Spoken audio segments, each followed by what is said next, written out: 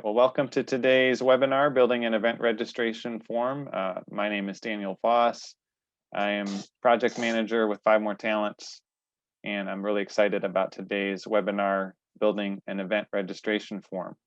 Andrew Gerber, our church website specialist, is going to be presenting today's webinar, and he works with us as well as serving as an associate pastor at a church.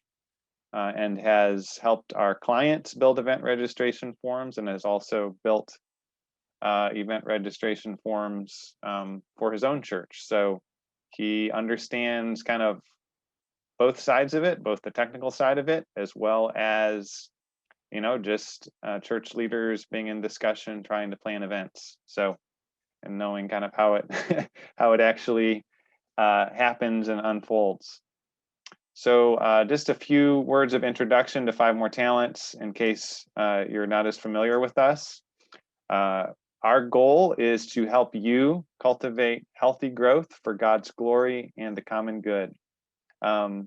Most of our customers at 5 More Talents are churches or Christian charities, nonprofit organizations, and just like the parable from Matthew 25, the servants were commended for being wise stewards, good and faithful servants of taking the resources entrusted to them and, you know, cultivating growth with those talents. That's what we seek to help you to do as well in your church or your ministry, where God has placed you. Your goal is to cultivate healthy growth, and we're here to help you do that. So we do 3 different things. We provide training, equipping, and consulting. One of the ways we do that is through webinars like these. We are in a rhythm right now of trying to offer these webinars at least once a month. We also provide website development services. We've done dozens and dozens of church websites. It's probably 100 plus at this point. And we also do websites for seminaries and nonprofit organizations, people that are trying to do fundraising, all kinds of different things. And then thirdly, we provide ongoing website care, which many people say is kind of the best thing of working with us, which we're very thankful for. How we do this is through, of course, trying to connect you with the best technology, but also remembering that at the end of the day, we are seeking to be people loving and serving other people. And so how do we do that? And a lot of it is through figuring out the best processes, the best ways to use the technology, and then putting that into practice. So with that, I think that brings us to our topic today. So I'm going to now hand it over to Andrew.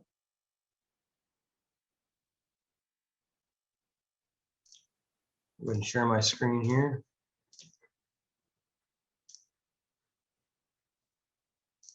All right, so for the Gravity Forms, this plugin that we use there is so much potential with this particular plugin. So the purpose of today is to kind of help us maybe scratch the surface a little bit, and then even get below that, a couple layers below the surface, and just start to get an idea of what all we can do with Gravity Forms, kind of unlock the potential a little bit.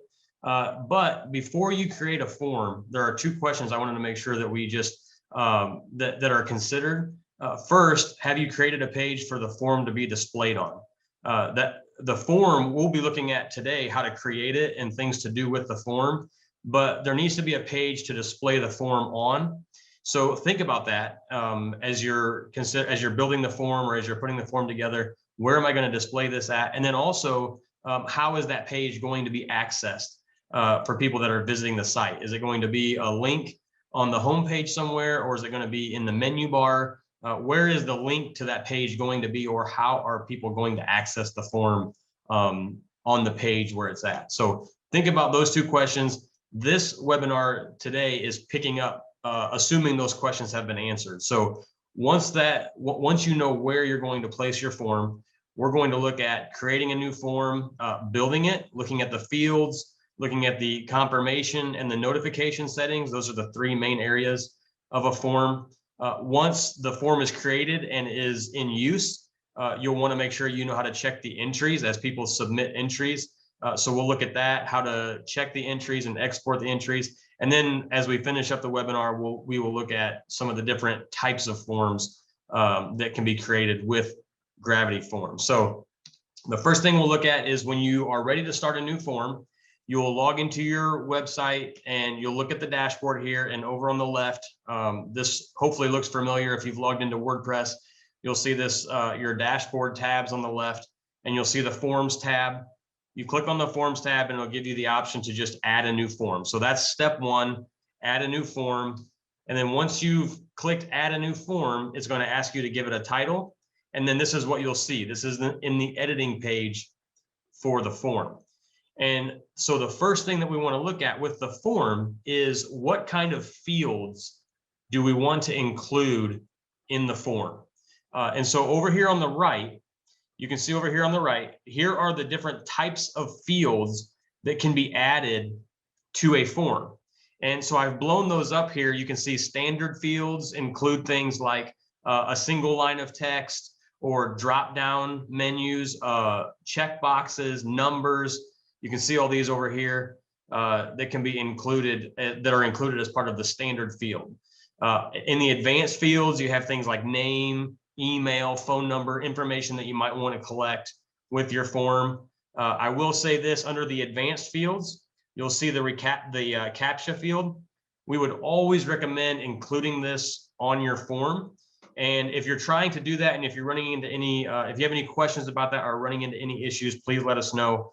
But we recommend having a CAPTCHA field on each form. This is to try to deter bots, internet bots, so spam form submissions and things like that. So that's under the advanced fields, along with, like I said, email, name, different things, different information that you might want to collect as part of your form.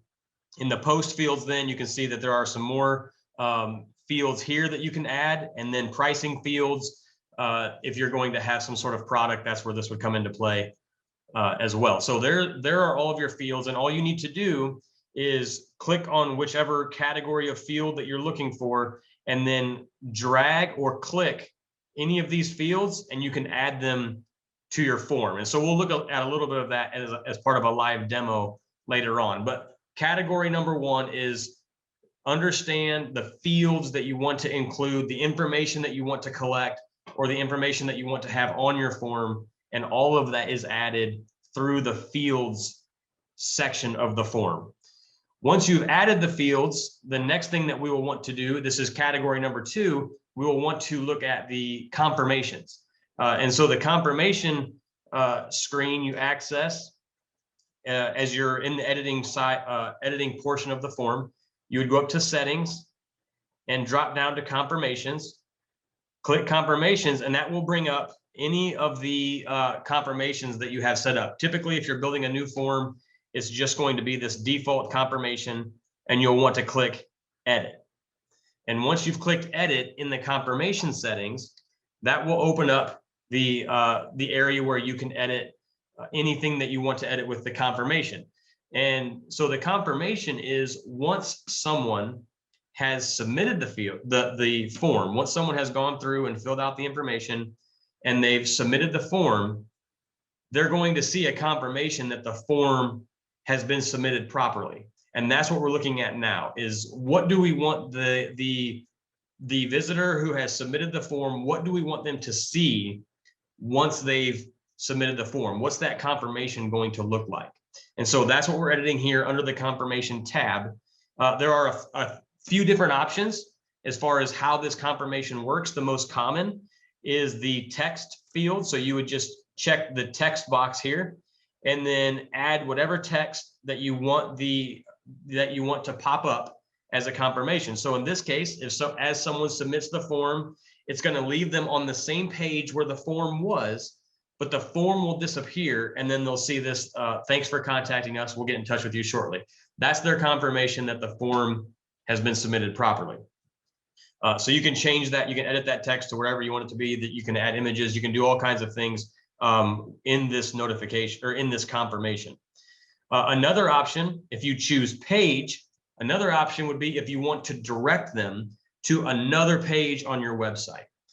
So you could click page and then select the page on your website that you want to direct them to. Maybe after they submit the form, you want to direct them back to the home page or back to the directions page on your website or something like that. So you can choose a page on your website to send the person to once they've submitted the form, or you can use a redirect and you can add any URL that you want and direct them to a different URL. So all of those are options. Typically, the most common is the text, just choosing the text option and typing some text in here. I will say this. One of the things that we've noticed is if someone fills out the form on a phone, and if you have it set up as the text option, when someone fills out a form on their phone and they get that confirmation, if they don't delete that tab on their phone, but they leave it open, which is pretty common. A lot of times we have a lot of tabs open on our phones. If they leave that tab open, it's possible that that form will get resubmitted again. And so sometimes you can get multiple submissions of the same form if that tab is left open. If that becomes an issue, or if you're noticing that, we would just recommend that you choose the page option and create a confirmation page that would maybe even say the same thing, but it will direct them away from the form page and onto an actual confirmation page so that it can't resubmit the form. So that's how we kind of handle the confirmation side, is just making sure that we communicate to the person who has submitted the form, yes, your form has been submitted correctly. Here's the confirmation for that. Then the third section of the form that we want to consider is the notification side. And so that's in the same drop down where you see confirmations. If you go to settings while you're editing the form, if you go to settings, you'll see confirmations there. And then right below that is notifications. Once you click on notifications, it'll open up any notifications that are available for that form. Usually you'll see at least one default or admin notification. You'll want to click edit, and that will open the notifications settings. And so the first thing that you'll see here once you click on edit is you'll see this screen open up. You can title the name of your notification, and then there's all this information here that you can fill out to set up the notification settings. And the notification side, this is an email, typically an email that gets sent out once a form has been submitted.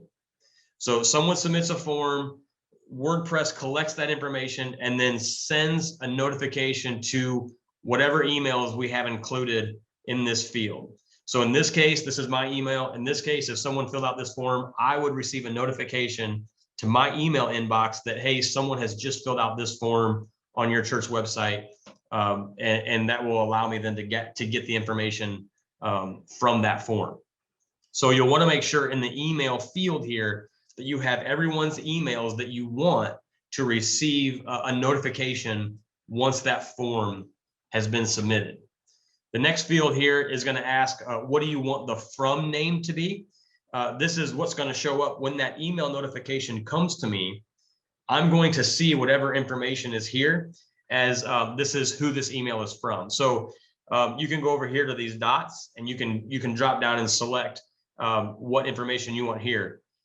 The way this one is set up right now, name first and name last, that's grabbing the information from the form and bringing it into the notification. So when someone fills out the form, they fill out their first name, they fill out their last name, and then the form, the information is grabbed from the form and inserted into this email that I would get. So if Daniel Voss filled out the form, in my email inbox, I would get the notification and it would say from Daniel Voss, and then I would see this is the notification.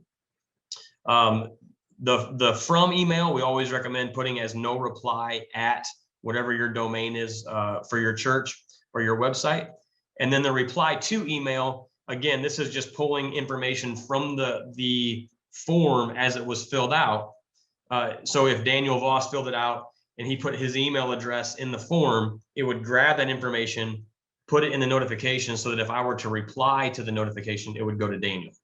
That's the way we typically set up the notifications. There are some other variations that are available, and we can get into those on maybe on an as needed basis, but this would be the basic way to set up a notification, just to make sure that someone is aware once a form has been submitted, that someone is aware that this form has been submitted, someone receives a notification, and then they can follow up with the person who submitted the form.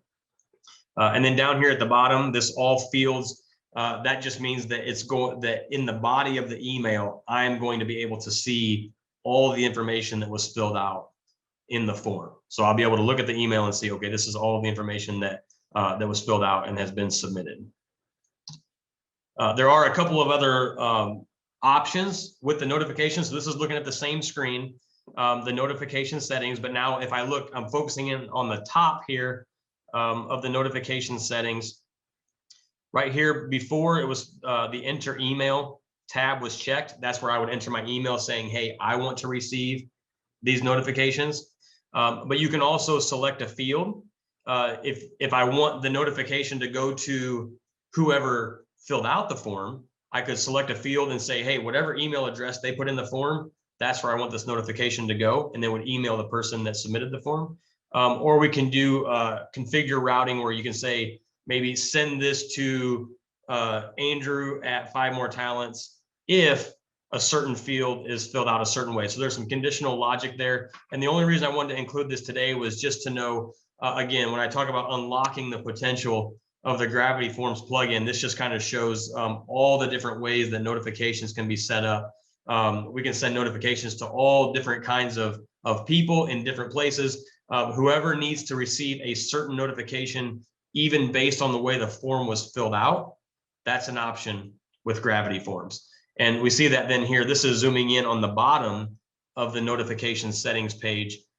We can enable conditional logic and say things like, if someone fills out the form a certain way, then this is what we want to happen with this notification. So again, just showing that once we get below the surface, there's a lot of potential on the way that we can send out notifications when a form is filled out. So those are the 3 categories to think about when you're building a form. There's the fields.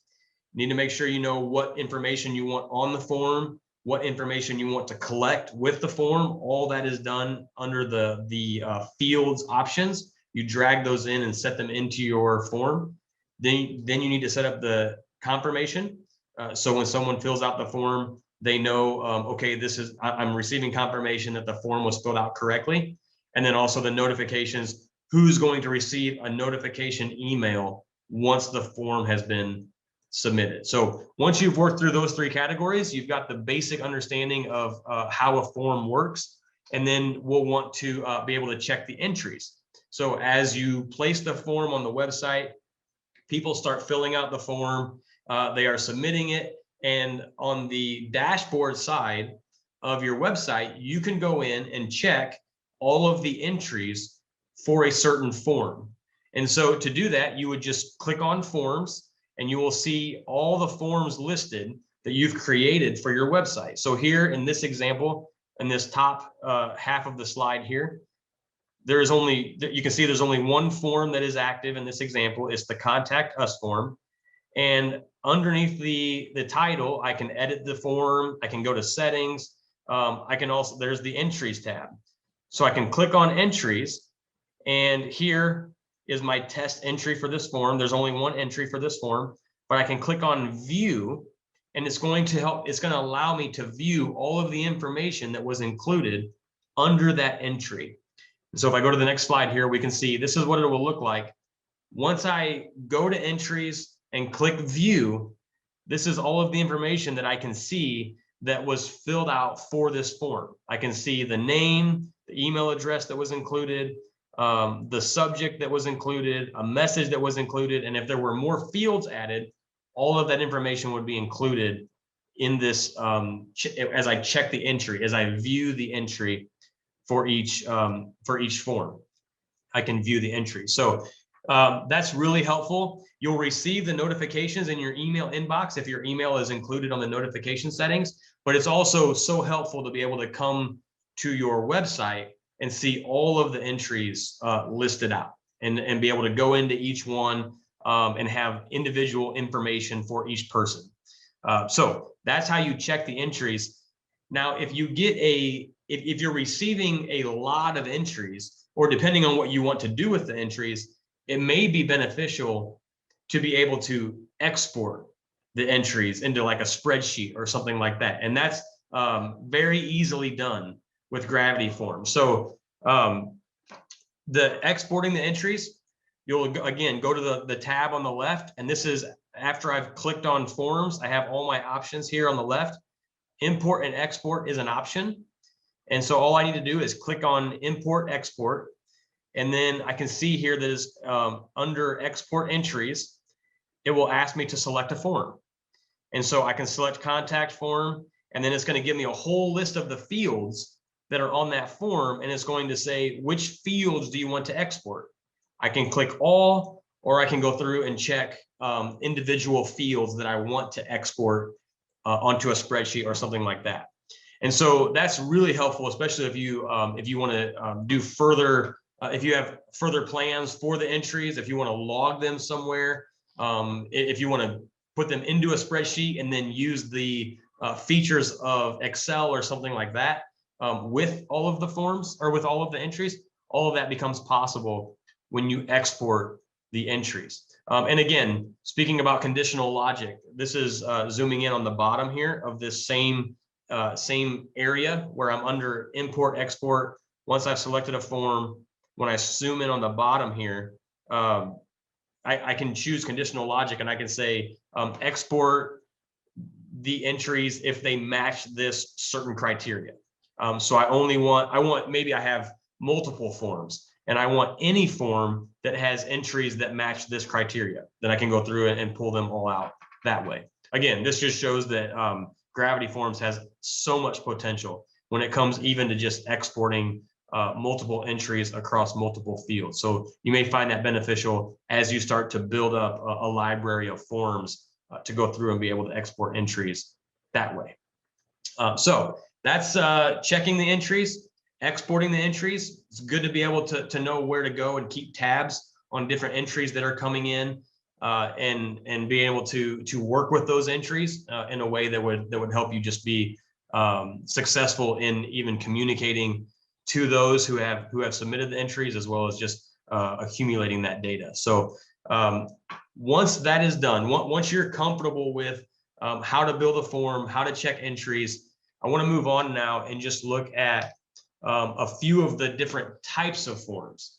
Once you've got the basics down and you know how to build it, now let's look at what are some different types of forms that are generally used on church websites, as well as maybe some that that would be beneficial that maybe we're not as aware of.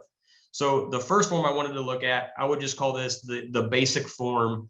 This is your basic contact form. It could be like a contact form, contact us, or like I have listed here, prayer requests or questions. If you want to receive questions from visitors or things like that, this would be the kind of form that you would build. You would collect the name, an email address, maybe a phone number, your message subject, and then you include, what's your message, what's your question, things like that. This is your basic form, and then there you can see the CAPTCHA field at the bottom. Your basic form that just allows you to collect information from visitors to the site, especially if they want to get a hold of you for any reason. This is a general form that we would recommend having on your website, just for collecting basic information. The next form then that I wanted to look at is the types of forms, the basic registration form. And so this one it's a little bit different than the basic form, in that this one has more to do with registration. And so now there are some options that we start to bring in that are a little more detailed. And so I'm going to jump over now and do a live demo of this form here. This is just an example of like a VBS registration. And so I'm going to jump over to, this is the live view of this form here. Here's this demo VBS registration form. And you can see the fields here. There's some text, the name, the last name, email, and then I've got here number of children. And this is where I think that the registration form can be really helpful. If I type in, let me just fill out this information here real quick. If I type in number of children, this is using conditional logic on this form. If I type in the number 1, that now opens up a field that asks me for the information for child number 1. If I type in number 2, it brings in 2 fields, age and name and age of child 1, name and age of child 2. And for this form, I've set that so that I can do that all the way up to 3 children. And so you could set those parameters obviously wherever you want and use this in a lot of different ways. But this is conditional logic, basically saying if someone types in this number, then show this field. And so this can be really helpful to keep a form nice and tight and only expand it as needed when people are registering for an event like VBS or something along those lines.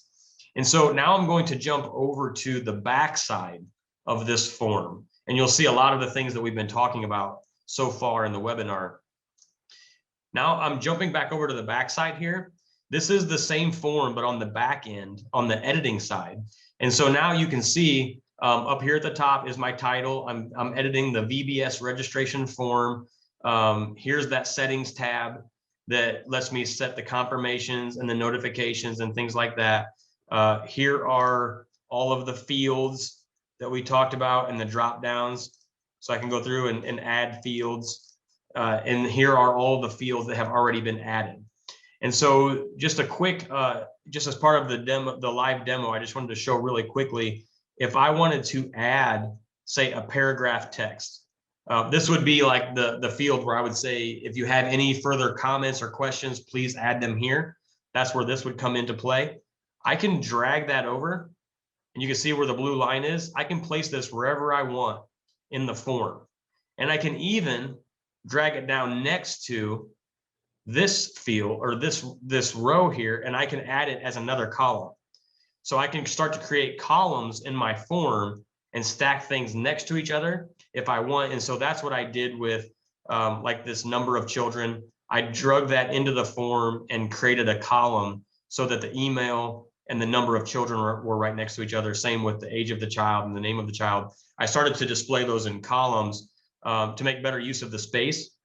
And so you can drag a field wherever you want. Now on this form, like we were looking at, I'm gonna go back to the front end here.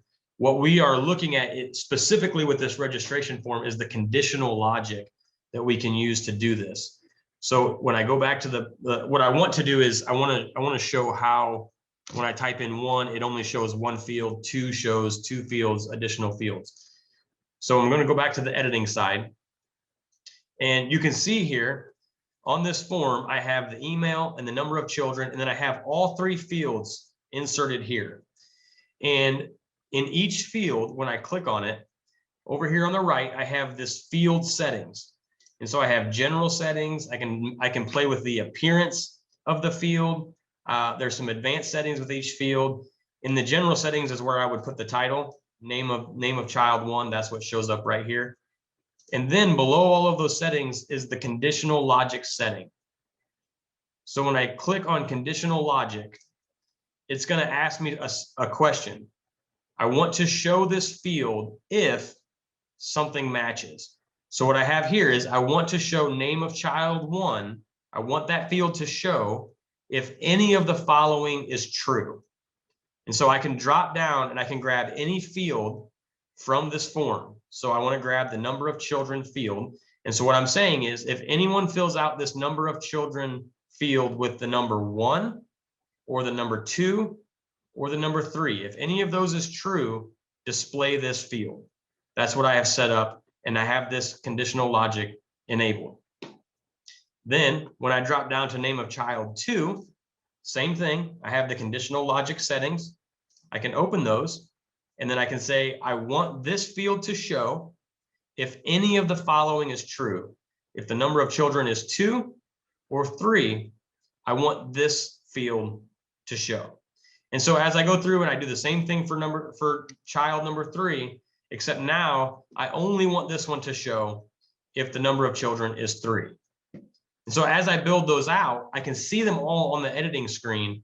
But when I go to the front end, I can see that only when a number is filled in, that's the only time that those fields are going to display. So you can use your imagination on when this would be helpful, how it would be helpful on a form, but I wanted to make sure to point out this is a core feature of Gravity Forms. This is something that is built into Gravity Forms that is available on all the forms, this conditional logic option, where you can keep a form nice and tight like this, and then allow it to build itself out depending on what information is inserted in the form. So it becomes very helpful.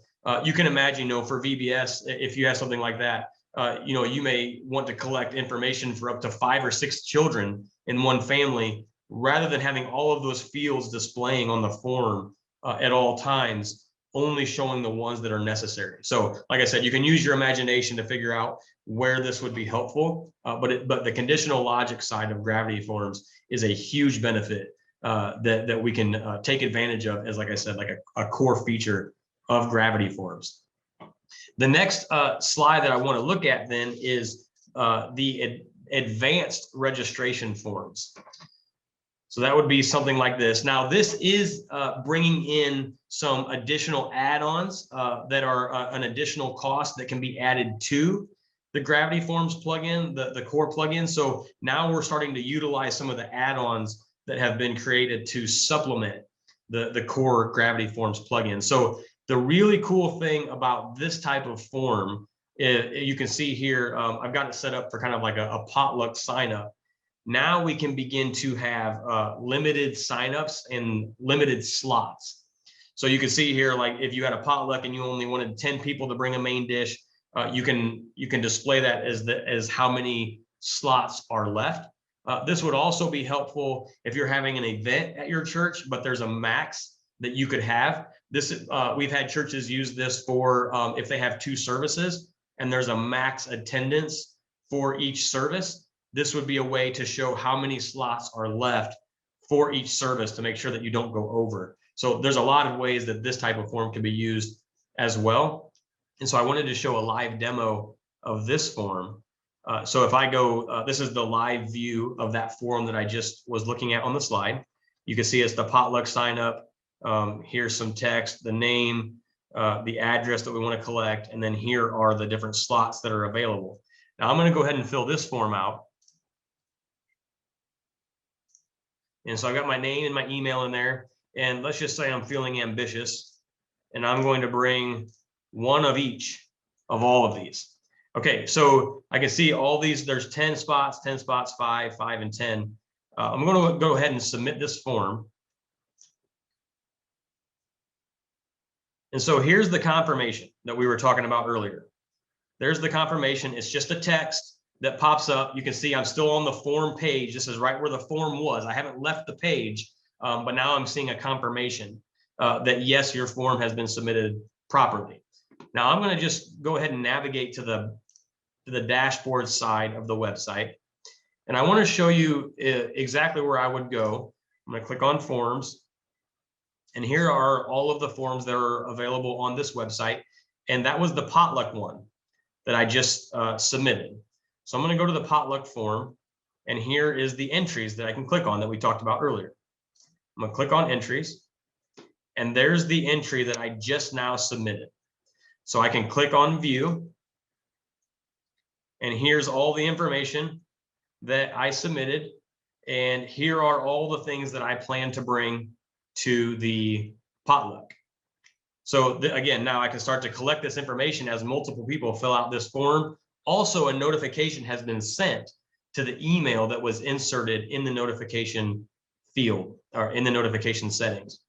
So now I'm going to go back to the front side. I'm going to go back to that potluck form.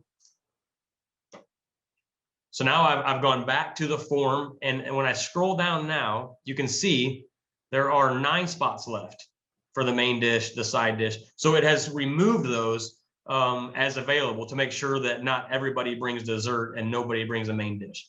So this is really helpful to kind of guide people when they're looking to sign up for things like this, as well as, like I said before, to limit maximum signups. So this is really, really helpful. Like I said, this includes some additional add-ons. So there's an additional cost to be able to do this, but it opens up a lot of doors when it comes to using the form for some advanced registration on your website. Then, so that is the three types of forms that I wanted to look at. You have the basic form, which would be like contact us, prayer request, things like that. Then you have the basic registration form, and we can include some conditional logic and things like that on there. And then this advanced registration form with limited entries and things like that. So Gravity Forms has so many different options that we can use. This is, like I said, this is barely scratching the surface. It is getting a little bit more advanced as we look at the advanced registration forms, but I just wanted to show you as we close the webinar, these are just a few more of the add-ons that can be purchased and added onto Gravity Forms. And this is just a small sample of the things that are available with Gravity Forms. So you can integrate Gravity Forms with your MailChimp account.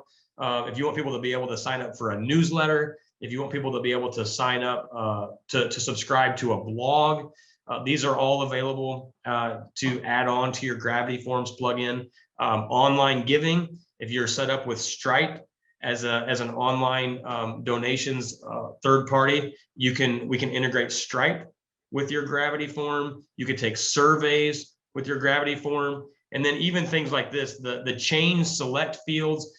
This is taking the conditional logic even further. This would probably a perfect example of this would be if you're looking for a car on if you go to a car dealership and you're looking on their website and you can choose make, model, and year, and it brings down all the options. That's possible with Gravity Forms if there were ever a need for that.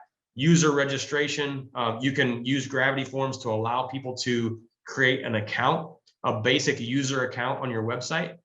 This would be helpful if you have like a members only area of your website for, say, if you have like church directory information or things like that, that is members only and restricted. You can use Gravity Forms to allow people to create a basic user account on your website. There's a signature add-on where people can use their tablet or their phone to actually sign a form, to fill out their signature on a form. You can limit dates with a Gravity Form. So this would kind of an example of this would be hotels, when they say here are the available dates for a reservation. You could do that as well with Gravity Forms. If there were certain dates that you wanted to restrict or include for people signing up for things, you could include that with this limited dates option. And the list goes on and on and on. I would just ask, if you have an idea and you're wondering, can I do this with the Gravity Forms plugin, and you're not sure, please reach out to us. Chances are we can do it, and we just need to find the proper combination of add-ons and things like that to make it work. But there's almost no limits to what you can do with Gravity Forms. And so we want to unlock the potential of Gravity Forms. We want to help you understand what is at your fingertips, what's available. And then finally, if you're getting ready to create a Gravity Form, there are a lot of templates available. If you go to gravityforms.com/form templates, they have a lot of templates already created that you can download and then upload to your website to kind of get you started. You'll still need to go through the confirmations and make sure those are set up properly. You'll need to go through the notifications and make sure those are set up properly. But it kind of helps you get started with different types of forms and not have to start from scratch. So definitely feel free to visit that URL there and take a look at the different templates that Gravity Forms has made available. So that's Gravity Forms in a nutshell, the different types and then the different categories when you're setting up a form. All right, thank you so much, Andrew. I'm gonna go ahead and post in Slack, post in the live chat here, just some links and some email addresses, and then I'm going to stop the recording. Go ahead and do that. So thank you all for coming. After the recording is stopped, then this will be question and answer time.